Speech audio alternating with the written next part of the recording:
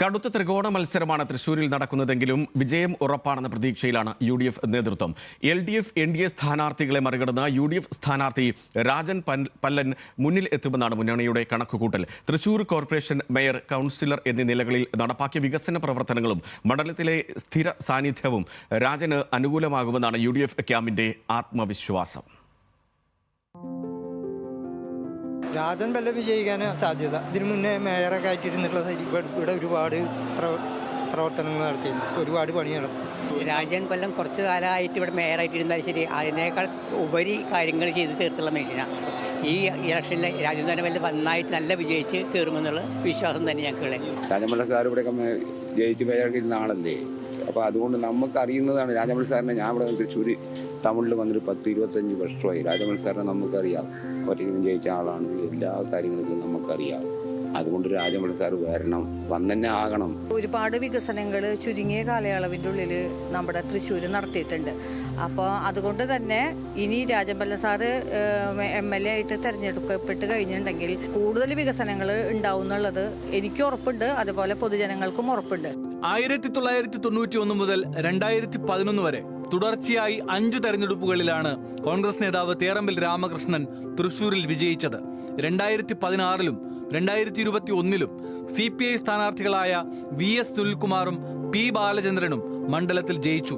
എന്നാൽ 10 വർഷങ്ങൾക്കു ശേഷം തൃശൂർ തിരികെ പിടിക്കാമെന്ന ഉറച്ച പ്രതീക്ഷയിലാണ് UDF നേതൃത്വം. മുൻ മേയർ രാജൻ J. പല്ലന്റെ സ്ഥാനാർത്ഥിത്വവും അനുകൂല രാഷ്ട്രീയ സാഹചര്യങ്ങളുമാണ് ഇത്തവണ മുന്നണിയുടെ പ്രതീക്ഷകൾക്ക് കരുത്തു പകരുന്നത്.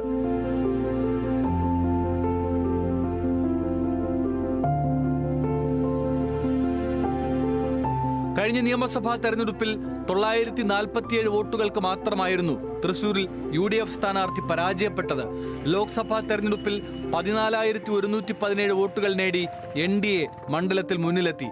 എന്നാൽ മാസങ്ങൾക്ക് മുൻപ് നടന്ന തദ്ദേശ തെരഞ്ഞെടുപ്പിൽ നിയമസഭാ മണ്ഡലം മുഴുവനായി ഉൾക്കൊള്ളുന്ന കോർപ്പറേഷനിൽ വൻ വിജയം നേടി ഭരണം നേടാനായതും 9,966 വോട്ടുകളുടെ ലീഡ് നേടാനായതുമാണ് UDFന്റെ അനുകൂല ഘടകം.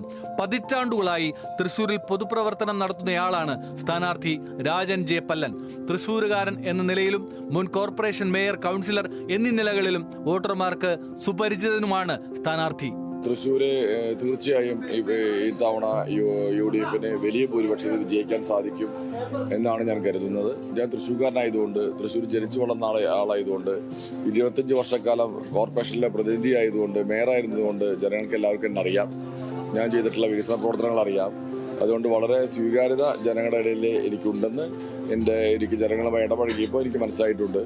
അതെൻ്റെ വിജയ സാധ്യത കൂടുതൽ വർദ്ധിപ്പിക്കുന്നു. അതെനിക്ക് പ്രത്യേക ഊർജ്ജം ലഭിക്കുന്നുണ്ട് ആ കാര്യത്തിൽ.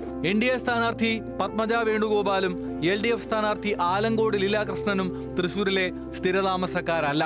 എന്നാൽ ഇരുവരും മത്സരിക്കുന്ന സാഹചര്യത്തിൽ മണ്ഡലത്തിലെ ഭൂരിപക്ഷമായ ഹിന്ദു വോട്ടുകൾ വിഭജിക്കപ്പെടുമെന്നും ക്രൈസ്തവ മുസ്ലിം വോട്ടുകൾ തങ്ങൾക്ക് അനുകൂലമാകും എന്നുമാണ് UDF കരുതുന്നത്. LDF സർക്കാരിനെതിരായ ഭരണവിരുദ്ധ വികാരം, സ്ഥാനാർത്ഥിയുടെ ജനകീയത, വ്യക്തിപ്രഭാവം തുടങ്ങിയ ഘടകങ്ങളും ജനങ്ങളിൽ സ്വാധീനം ചെലുത്തിയേക്കാം. ഈ അനുകൂല ഘടകങ്ങൾ വോട്ടായി മാറുമ്പോൾ എത്ര കടുത്ത ത്രികോണ മത്സരമാണെങ്കിലും തൃശൂരിൽ UDFന് അനുകൂലമായി തന്നെ കാറ്റുവീശും എന്നാണ് മുന്നണി പ്രവർത്തകർ പറയുന്നത്. ന്യൂസ് മലയാളം, തൃശൂർ.